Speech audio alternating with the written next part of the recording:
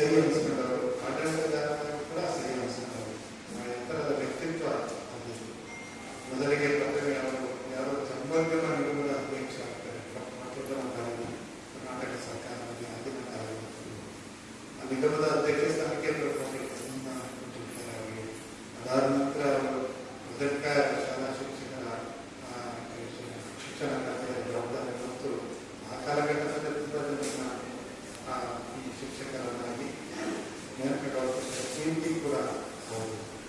ಹಾಗೆ ಅನೇಕ ಹುದ್ದೆಗಳನ್ನು ಗ್ರಾಮೀಣಾಭಿವೃದ್ಧಿ ಸಚಿವರ ಸ್ಥಾನ ಇರಬಹುದು, ಕಂದಾಯ ಇಲಾಖೆ ಸಚಿವರ ಸ್ಥಾನ ಇರಬಹುದು, ಹಾಗೆ ಗೃಹ ಇಲಾಖೆ ಜವಾಬ್ದಾರಿಗಳು ಮತ್ತು ಅತ್ಯಂತ ಸಮರ್ಥವಾಗಿ ನಿರ್ವಹಣೆ ಮಾಡುವುದು, ಜಲಸಂಪನ್ಮೂಲ ಇಲಾಖೆಯ ನಿರ್ವಹಣೆ ಮಾಡುವುದು, ಈಗ ನಾನಾ ಇಲಾಖೆಗಳ ಜವಾಬ್ದಾರಿಗಳನ್ನು ಹೊತ್ತು ಅಚ್ಚುಕಟ್ಟಾಗಿ ಯಾವುದೇ ಹಾಗೆ ನಿರ್ವಹಣೆ ಮಾಡುವಂಥ ಹೆಗ್ಗಳಿಕೆ